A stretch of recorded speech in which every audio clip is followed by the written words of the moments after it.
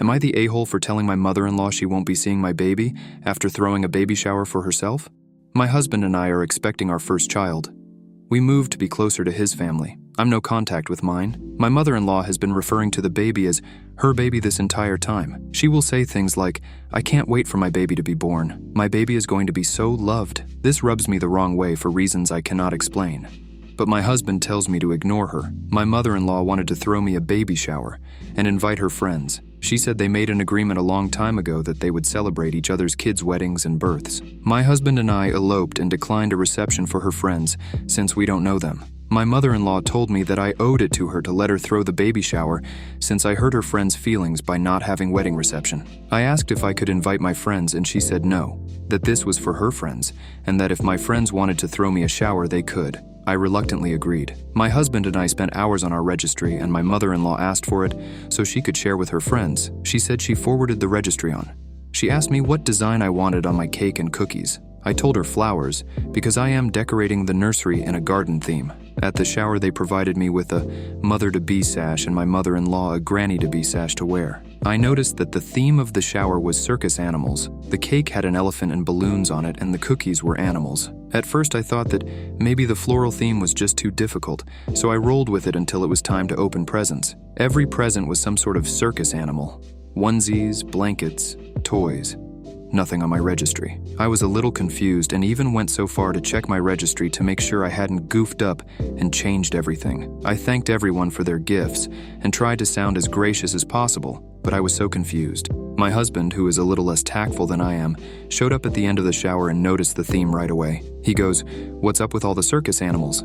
He looks at the presents and says, "This isn't what we asked for." Then he looked at his mom and goes, "Mom, what did you do?" She smiled and said, "I didn't like the theme you chose for my baby.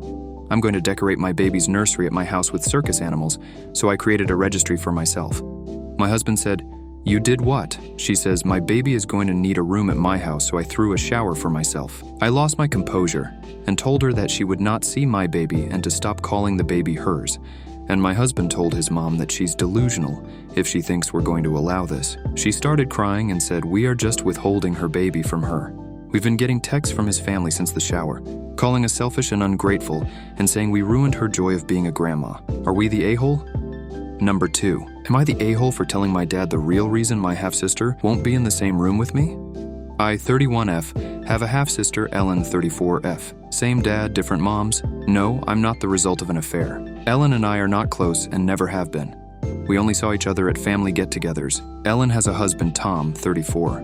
Tom is a nice guy, and when she introduced him to the family, he and my husband hit it off, and my husband ended up hiring Tom to work for him. Tom and Ellen's got married and had a baby, and during this time, they started having problems. I didn't hear this from Ellen, but from my dad and from my husband, who was told by Tom. Tom then started staying really late at work and then progressed to coming over to our house often for drinks with my husband, and by extension, me. He became a regular visitor to our house and began unloading his problems.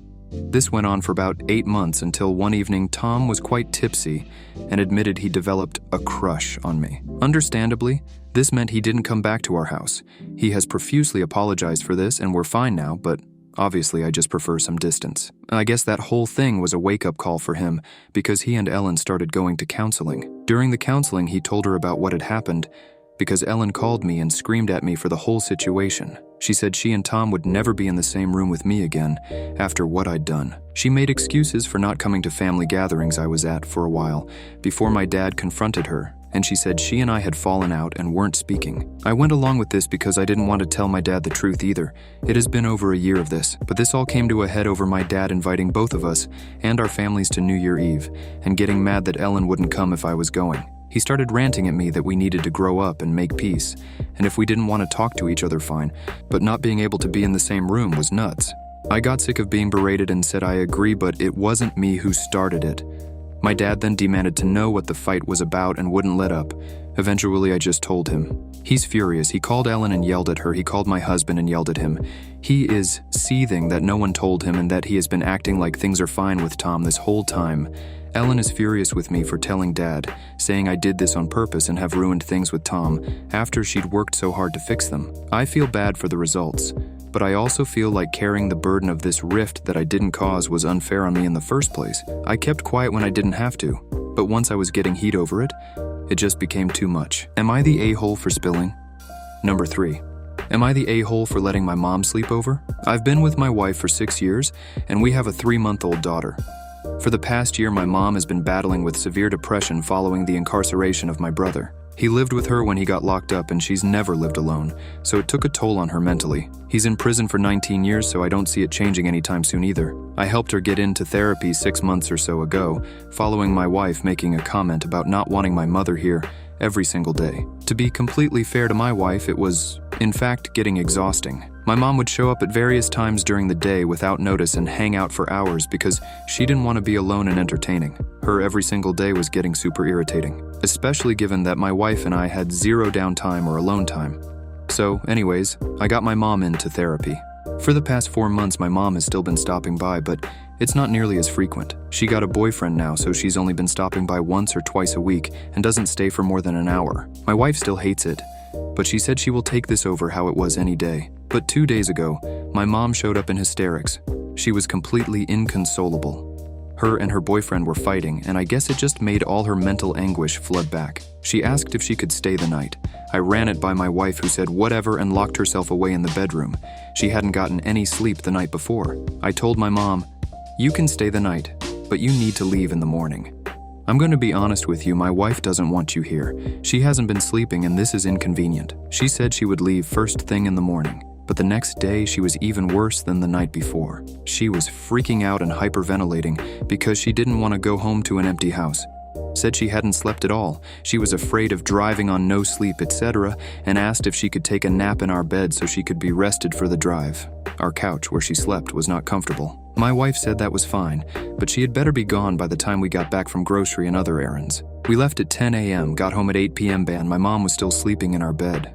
The baby was super fussy, and my wife was livid. She said, "Go wake her the F up and tell her to leave or I'm going to lose." This is unacceptable. I tried waking my mom, but she kept saying, 5 more minutes, and turning away. My wife just looked at me and said, "I'm done with this BS," and packed up the baby again and left for a hotel. She said she won't come back until I go. No contact with my mom, and cut the umbilical cord because my mom didn't get out of my bed until nearly midnight, and then went back to sleep on the couch instead of leaving. Am I the asshole?